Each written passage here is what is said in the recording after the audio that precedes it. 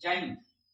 हम लोग NCERT class 6 से लेकर 12 तक हम लोग इसको न्यू फाउंडेशन बैच होगा और ये आपको सारे प्रतियोगिता एग्जाम के लिए महत्वपूर्ण प्रश्न है।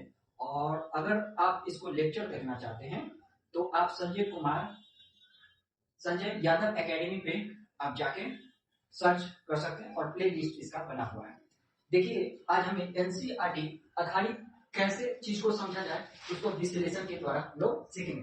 देखिए, पहला अध्याय हमारा क्लास 6 एनसीईआरटी में क्या, कब, कहां और कैसे। देखिए, यही से बहुत कुछ छिपा हुआ है आपका जीवन में भी। क्या, कब और कहां।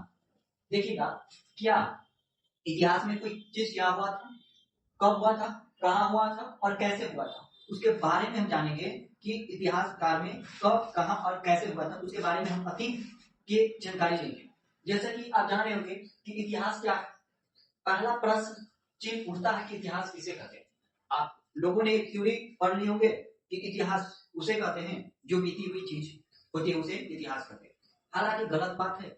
इतिहास उसे कहते हैं जिसमें इतिहासकार ने क्या कुछ गलतियां की है, वो हम अपने जीवन में सुधार करके और एक न्यू डाल के एक विकसित पढ़ने के लिए, एक तार्किक अध्ययन करने के लिए इतिहास को पढ़ा जाता है। तो आप सभी को पता होगा कि इतिहास, आज के बाद अगर कोई पूछेगा तो इतिहास उसे कहते हैं जो अतीत में जो कुछ गलतियां हुई उसको वर्तमान में हम लोग सुधार सकते हैं, उस इतिहास को पढ़कर कि आखिर इतिहासकार ने क्या कुछ गलतियां किया था और हम अपने भविष्य में वह गलतियां ना करें। तो आई होप आपको यहां तक समझ में आ चुका हो।